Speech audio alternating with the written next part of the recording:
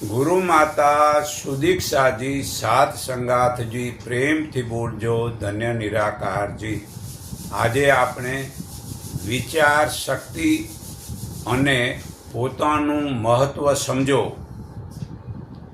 જ્યાં ભગવાન બુદ્ધનો સત્સંગ સાંભળવા લોકો ભેગા થયા હતા ત્યાં બે ખિસ્સા કાતરું પહોંચ્યા। એક ખિસ્સા કાતરું તો લોકોના ખિસ્સા કાતરતો જ હતો અને બીજો બુદ્ધનો સત્સંગ સાંભળવા લાગ્યો। ભગવાન બુદ્ધ કહી રહ્યા હતા કે જે પોતાની ભૂલોને શોધીને છોડી દેવાનું કરે છે તે જ સાચો પંડિત બને છે। આ વાત તેના હૃદયમાં ઉતરી ગઈ અને ખિસ્સા કાતરુએ પોતાની ભૂલોને છોડી દીધી।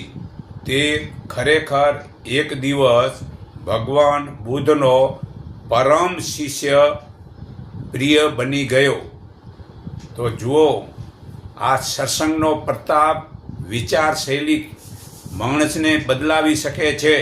તો આપણને દુનિયાદારીનું ઘણું જ્ઞાન છે, પરંતુ પોતાના આત્મા વિશે જાણતા જ નથી। ભૂગોળ, ઇતિહાસ, વેપારમાં, શિલ્પકળામાં, વિજ્ઞાનમાં, કાયદાઓમાં, લોકવ્યવહારોના વિશે આપણે ઘણું બધું શીખ્યા છીએ।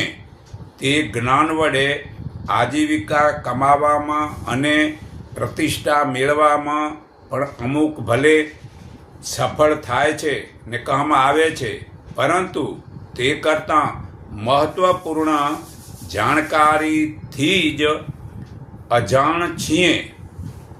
જે મહત્ત્વની જે વસ્તુ પરમપિતા પરમાત્મા છે તેને જો જાણ્યા જ નથી ને તેનામાં આપણું મન લગાડ્યું જ નથી, તેના સિવાયનું જ્ઞાન બધું જ નકામું છે। તો બહારની જાણકારીના ઠાઠમાઠના કારણે આપણે સૌ આત્માને ભૂલી ગયા છીએ। પોતાનું ઘર, કપડાં, વાસણ, ફર્નિચર, શરીરની સફાઈનું તો જાણીએ છીએ, પરંતુ અંતઃકરણની સફાઈને બરાબર સમજતા જ નથી। શરીર અને મગજને બળવાન બનાવવાનો ઉપાય કરીએ છીએ, પરંતુ આત્માબળ, મનોબળ ને સમાન દ્રષ્ટિ વગેરે પણ એટલા જ જરૂરીના મહત્ત્વ છે।